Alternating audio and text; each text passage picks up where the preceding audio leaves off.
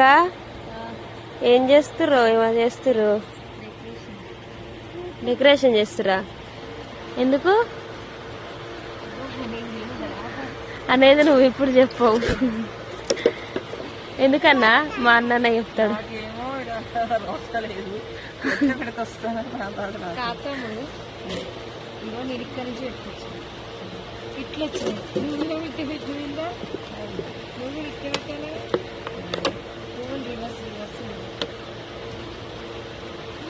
ఇగో వీళ్ళైతే డెకరేషన్ చేస్తారు. ఎందుకని మీకు తెలిసింటే మాత్రం కామెంట్ చేయండి, మేము కూడా చెప్తాను.